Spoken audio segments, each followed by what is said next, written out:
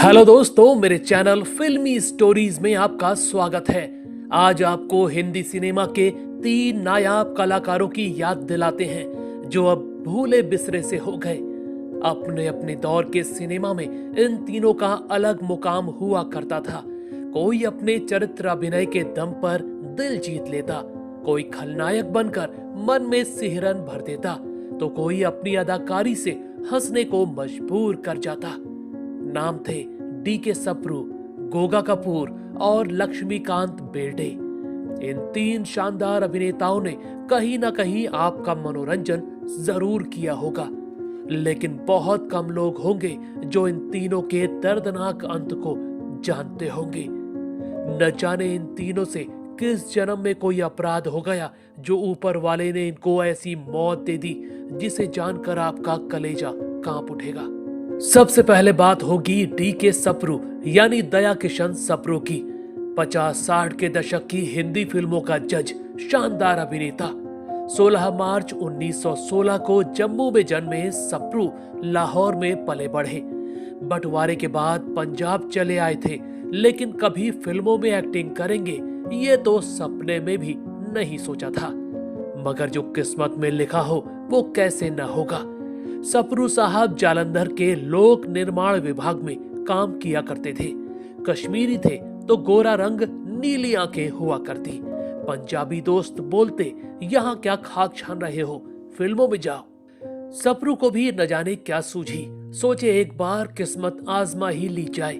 मजाक मजाक में 1944 में पहुंच गए पूना।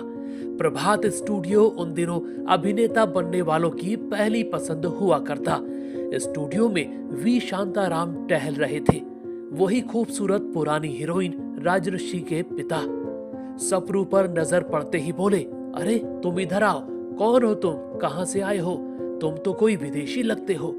बातचीत हुई तो शांताराम इतने मुतासिर हो गए कि वहीं पर उनको कंपनी की ओर से 3000 रुपए तनख्वाह पर रख लिया और हाथों हाथ अपनी फिल्म राम शास्त्री में पेशवा का रोल दे दिया।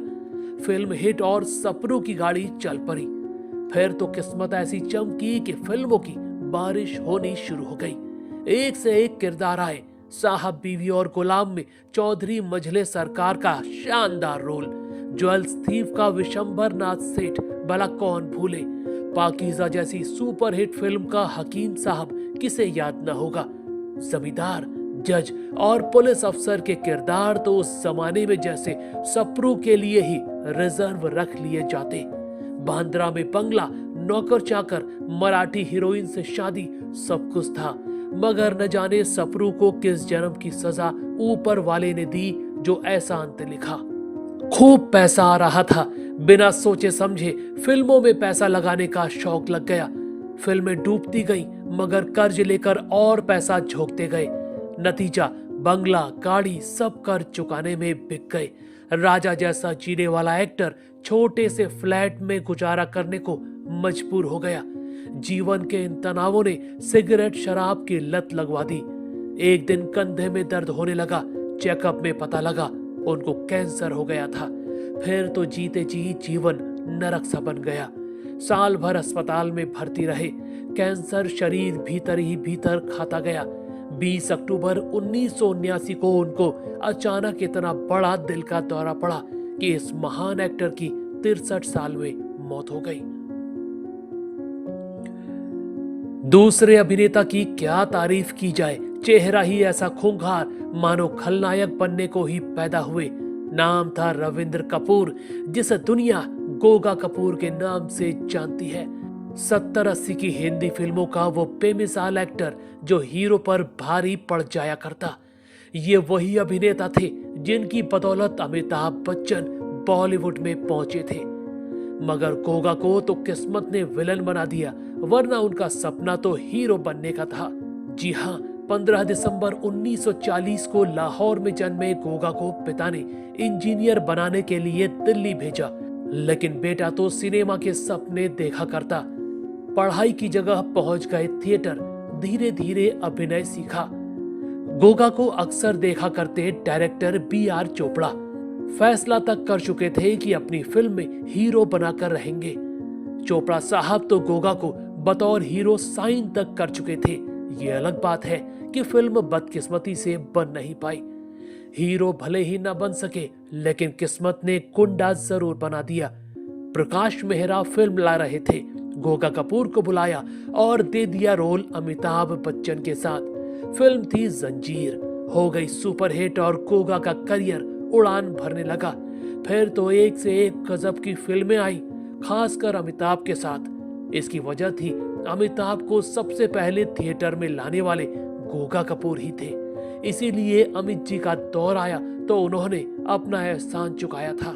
गोगा कपूर का जमाना आया तो उनके जैसा खतरनाक खलनायक कोई न था।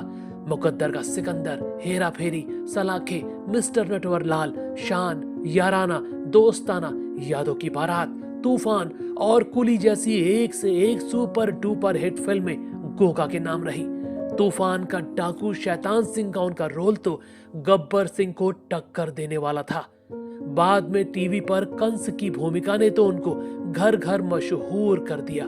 लेकिन न जाने गोगा से किस जन्म में पाप हो गया था जो उनके साथ ऐसा हुआ। कम उम्र में ही एक एक करके बीमारियां घेरने लगी। साल 2008 में तो जीवन तब नरक बन गया जब पार्किंसन बीमारी भी लग गई। पूरा शरीर कांपता रहता, चलने फिरने की बात छोड़िए, खुद से 2 रोटी खाना भी मुश्किल। सालों तक यही हालत रही। जितना इलाज हुआ उतनी ही बीमारी ज्यादा बढ़ती गई। आखिरी समय में गोगा के दिन बहुत कष्ट में बीतने लगे। बस 3 मार्च 2011 के दिन हिंदी सिनेमा के इस महान अभिनेता के जीवन का अंत हो गया। तीसरे अदाकार का क्या कहना। 80 और 90 के दशक की हिंदी फिल्मों के शौकीन बस इनको देखकर ही हंसना सीखते थे। लक्ष्मीकांत बेर्डे, वो हास्य कलाकार जो मैंने प्यार किया फिल्म में सलमान खान से ज्यादा याद किया जाता था। 26 अक्टूबर 1954 को बंबई की चाल में पैदा हुए लक्ष्मी की किस्मत बड़ी दमदार थी। गरीबी में घर चलाने के लिए लॉटरी बेचते थे। गणेश उत्सव के नाटकों में लोगों को हंसाया करते।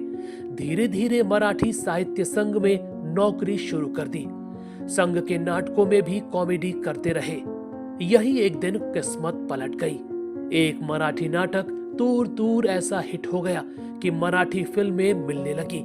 1984 में एक फिल्म धूम धड़ाका सुपर हिट हो गई और लक्ष्मीकांत बेर्डे बॉलीवुड वालों की नजरों में आ गए।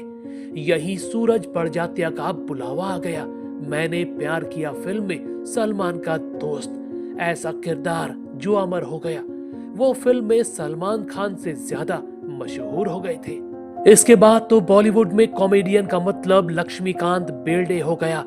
हम आपके हैं कौन, साजन, आरजू, 100 डेज, बेटा, अनाड़ी, एक से एक फिल्मों के दम पर इतने मशहूर हो गए कि 80-90 के दशक की हर दूसरी फिल्म में तो जैसे उनका किरदार होना जरूरी सा हो गया। मगर न जाने भगवान ने उनका ऐसा अंत क्यों लिखा। सिर्फ 44 साल की उम्र में उनके शरीर में दिक्कतें होने लगी। जब चेकअप कराया तो सब हैरान। दोनों किडनी 90% तक खराब हो चुकी थी। किसी को कुछ समझ में नहीं आया कि ऐसा क्यों हो गया। जो पूरी दुनिया को हंसाया करता था वो खराब किडनियों की वजह से चंद सालों में इतना परेशान हो गया कि जीते जी नरक भोगने लगा। असहनीय दर्द, पीड़ा, कमजोरी ऐसी कि बेड से उठना मुश्किल। 16 दिसंबर 2004 की रात थी। अचानक हालत इतनी बिगड़ी कि बस 49 साल के इस हास्य अभिनेता की दर्दनाक मौत हो गई। दोस्तों, क्या आपने इन तीनों में से किसी अभिनेता को देखा था? अगर हाँ तो इनकी कौन सी फिल्म या किरदार आपको अब तक याद है, हमें कमेंट में जरूर बताइएगा। ऐसी ही और स्टोरीज को जानने के लिए आप मेरे चैनल फिल्मी स्टोरीज को सब्सक्राइब भी कर सकते हैं। बस बेल आइकन दबाना मत भूलिएगा।